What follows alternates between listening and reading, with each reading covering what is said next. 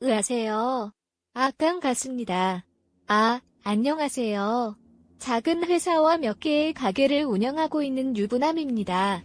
약 1년 전쯤 퇴근하고 집에 들어왔더니 아내가 엄청 화를 내면서 전화를 하고 있었습니다. 전화를 끝나기만을 기다렸다가 무슨 일이 있냐고 물어보았습니다. 와이프의 친한 친구의 이야기를 들었습니다.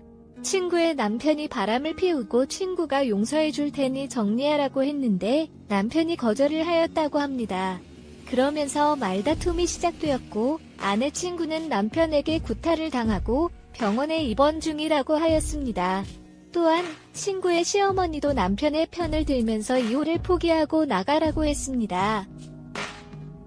아내는 너무 화를 내면서 어떻게 해야 할지 모르겠다며 속상해하고 사후에 있는 친구 병원에 가서 자세한 얘기를 들어보기로 했습니다. 친구는 창피하다며 오지 말라고 하였지만 아내는 설득과 우리끼리의 합의 끝에 병원과 병실을 알아내었습니다. 다음날 병원에 가서 이때까지 있었던 일들과 얼굴을 보니 남편이 아내한테 이래도 되나 싶었습니다.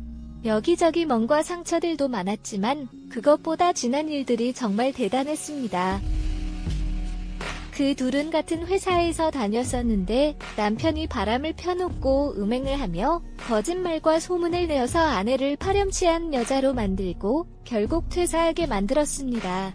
게다가 고아 여자를 떠나 내가 갈 데가 없는 걸 알았던 남편과 시댁 식구들은 더 함부로 대했던 것이었습니다. 친구는 이혼을 하고 싶어도 아이들한테 위한 것이라고 생각하고 시댁 식구들이 못 보게 할 것 같고 게다가 그런 남편이 아이들에게 잘 해줄지도 걱정이 되어서 못한다고 하였습니다. 돌아오는 차 안에서 아내는 땅이 꺼져라 한숨을 쉬었습니다. 아내에게 내가 도와줘야 할 것이 있으면 언제든지 말하라고 하면서 좋은 방법을 찾아보자고 하였습니다.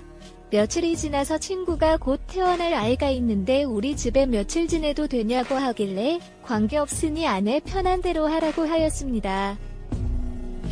이렇게 저희 집에서 지내면서 이혼 소송을 진행하게 되었습니다.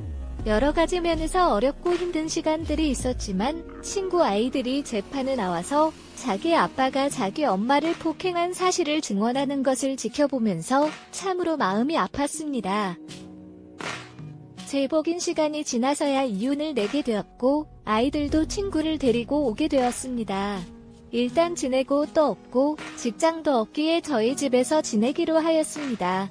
게다가 저희가 아이들이 없었는데 친구 아이들이 돌아다니면서 집에 활력도 나고 좋았습니다. 그래서 직장도 구할 때까지 같이 지내기로 하였습니다. 하지만 40대 초반의 제주 공장에서 일했던 친구로서는 세 개의 직장을 구하는 게 쉽지 않았습니다. 그래서 아내가 조심스럽게 제 회사에서 일할 수 있게 해주면 안 되냐고 물어보았습니다.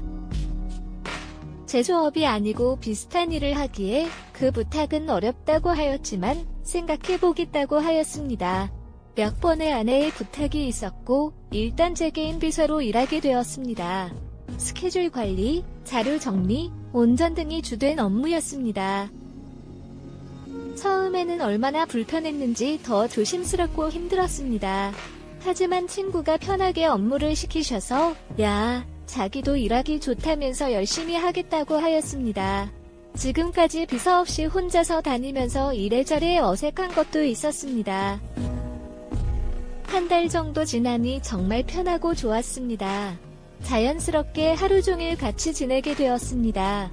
집에서도 회사에서도 일을 하면서 여러 가지 이야기와 생각도 나누게 되고 특히 와이프 대해서 상의하게 되는 경우가 많아졌습니다.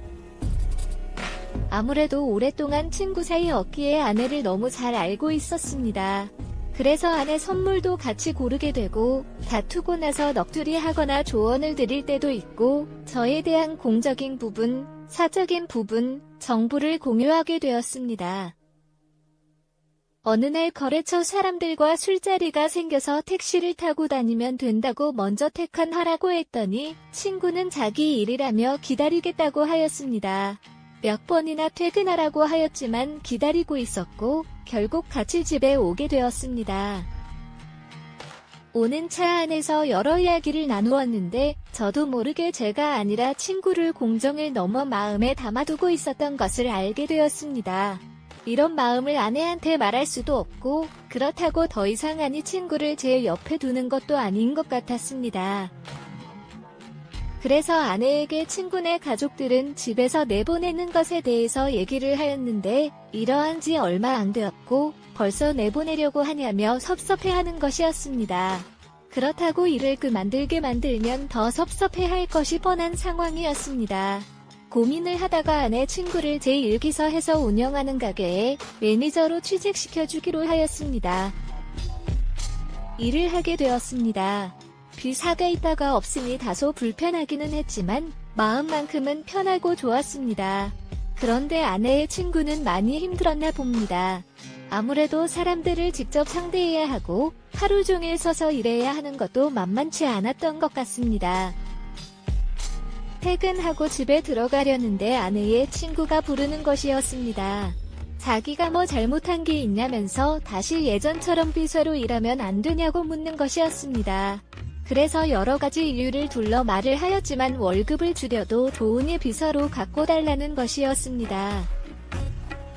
그래도 곤란하다고 말씀을 드렸습니다. 며칠이 지나서 와이프도 이야기를 꺼내는 것이었습니다. 작은 회사에 개인 비서까지 두고 다니는 것이 남들 보기에도 쪽구가게 경험도 썼고 나중에 장사하시는데도 도움이 될 것 같아서 보직을 바꾸었습니다. 거라고 말씀하셨습니다. 아내도 이에 동의하면서도 이심선의를 하는 것 같았습니다. 하지만 저도 어쩔 수 없었습니다. 일단은 좀 더 일을 하면서 적응하면 괜찮을 거라고 아내와 친구들과 이야기를 나눴습니다. 하지만 매출이 지나치게 낮아서 아내의 친구에게 개인적으로 만나서 얘기를 하자는 연락이 왔습니다. 가게 같은 경우 아침부터 밤늦게까지 근무하다 보니 아이들과 시간을 보낼 수 없고 취객 등 사람들과 상대하는 것이 더 힘들다는 것이었습니다. 그러면서 제가 원하는 것은 무엇이든 다 해드릴 수 있다면서 다시 개인 미소를 옮겨달라고 하였습니다. 그래서 생각을 해보겠다고 하고 같이 저녁을 먹고 집에 들어왔지만 앞으로 어떻게 해야 할지 막막합니다. 더 깎아줄 수 있다면 좀 더 고민해주세요. 감사합니다. 알리사씨, 그 껌 놀라주세요.